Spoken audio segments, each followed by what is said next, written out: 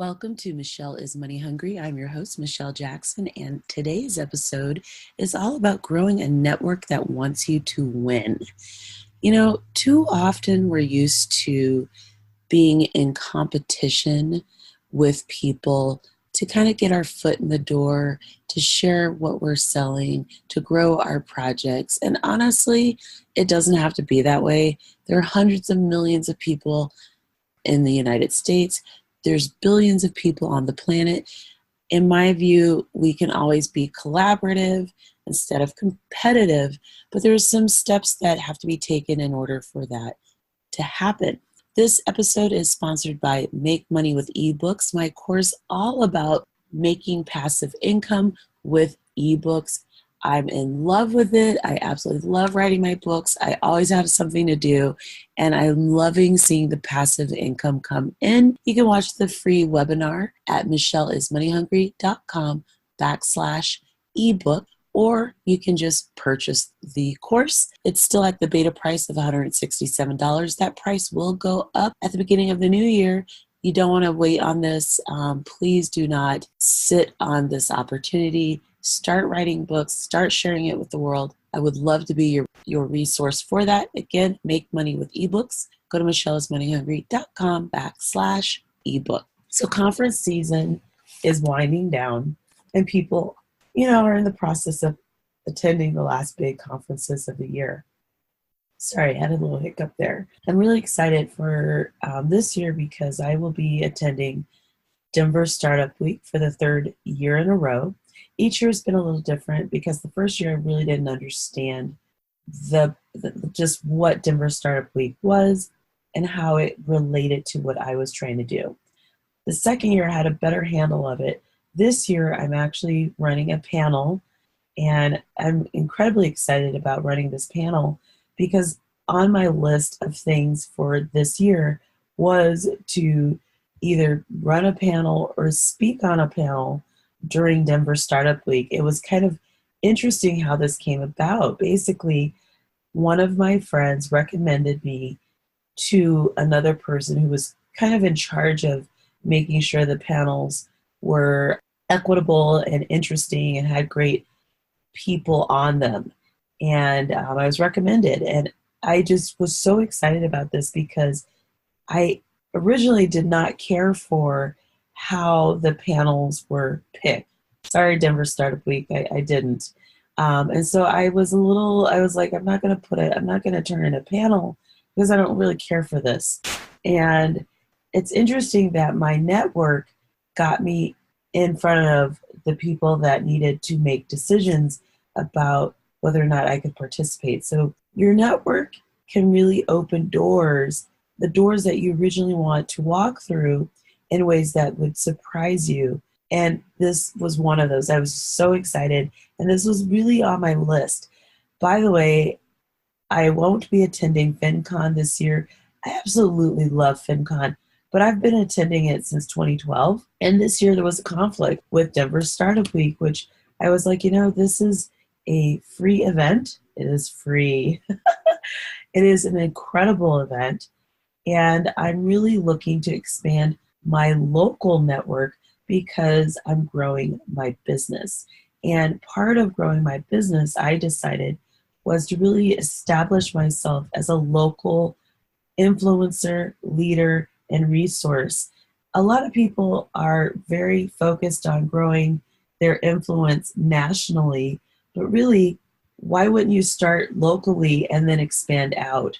So even though I have influence in terms of the personal finance space and other digital spaces, I'd kind of neglected growing my influence in Denver.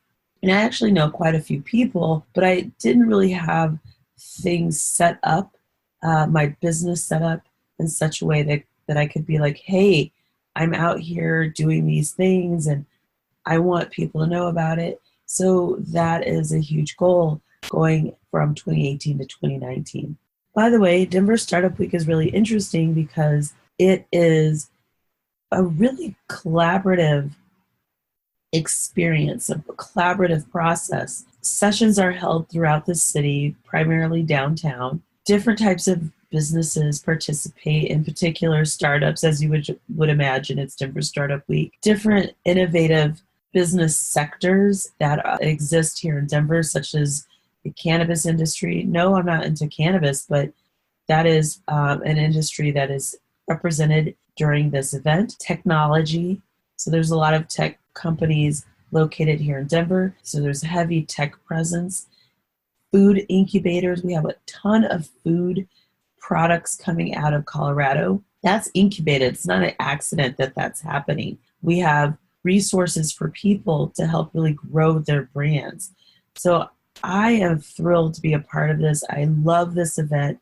I do not want to miss this event. Last year, Mark Cuban and Casey Neistat and Charlie Aragon, for those of you who don't know who that is, he is the founder of Dish Network. Last year, he was the richest Coloradan. This year, he's number 2. Oh, God. But he used to be the richest Coloradan. And he worked his butt off. He's really an interesting guy, very humble. I'm sorry that my throat is so hoarse. I'm a little hoarse this today while I do this recording. Sometimes that happens. Okay, so we're going to talk about components of building a great network. Components of building a great network. The first thing is your network. The people in your network need to be in alignment with your interests. They need to be in alignment so that they understand what you're trying to do. If they're not in alignment, it's going to be really difficult to be on the same page about marketing, about business-related focus, and the list goes on. You really need people in your network to be in alignment with your goals, with your dreams, with your ideas in order to expand your vision. They need to have strengths, skills, and resources that complement what you're doing. So a lot of the people in my network are really good at different things. And it's great because we can all shine without being competition. In fact, because my friends shine in different ways, I can highlight their strengths without ever feeling like that's going to be an issue. Like, I'm not competitive with them. I collaborate. It's the best thing ever. And I would say that if you're in a network of people where you're always competitive, it's going to be really hard for all of you to grow. Instead, I'm able to share what my friends are doing because they're good at things that I'm not. And so if I have someone that I'm helping with a program, service, or good, and they're like, well, I need help with this. If it's something that I'm not strong at, but I know that I have a friend who is, I just refer them to them. That easy. People in your network should be shouting you out. If people aren't shouting you out, that's not good. You want them to share your strengths. That goes back to, again, being in a community with people who have skills that complement what you do.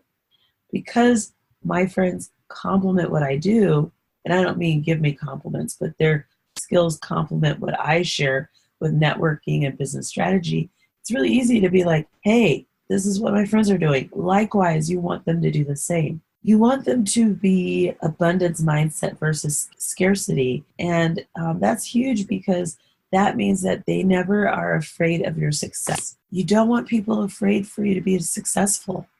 So again, abundance mindset versus scarcity. Scarcity, they're like running, trying to grab coins from you.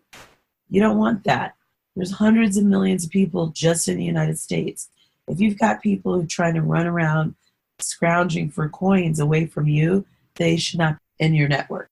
The people in your network should be in the process of becoming defined as the best at what they do. I didn't really think about this until this morning, actually, when I was reading a book that I'm going to share with you in a second. And why would you want to be around mediocre people? I know it sounds harsh, but why would you want to be around people who don't want to be the very best at what they're doing? Because they're the best, you can share that they're the best at whatever it is that they're doing. Winning. Because my throat is so hoarse, I'm going to wrap this up quickly. This week, I'm really excited. I'm so excited. I'm running a webinar called Crush the Conference on Wednesday. You can sign up at michelleismoneyhungry.com/crush. It's all about how to dominate your next conference whether you're an introvert or an ambivert or an extrovert. Sometimes extroverts get in their own way. Walk through figuring out what your return on investment is for your next conference, how to pick the right conference for you so that you can actually make money. Stop going to conferences and leaving feeling like you just attended an expensive vacation where you had to work and meet people. No more of that. Books to read this week. I've read a couple of books in the past week that I love. The first one, which I'm a little late to, but I just got to, is You're a Badass at Making Money. So definitely check that out. I'll have a link to that in the show notes. You're a Badass at Making Money. And then the next one actually is The 10 Times Rule by Grant Cardone. He's really known for business strategy and sales. And this book in particular resonated with me because it really talks about the amount of work that you realistically have to do in order to win. So that book I will share in the show notes as well. Sorry about the hoarse voice. It's been a long weekend. Really excited to get into fall, share what's going on. I will be recording the next episode once my voice is no longer hoarse, so that should make a big difference as well. Again, check out Crush the Conference. I'm really looking forward to sharing all the things that I enjoy doing to make my conferences rock. I hope you're having a great day, a wonderful morning. Take care. Bye.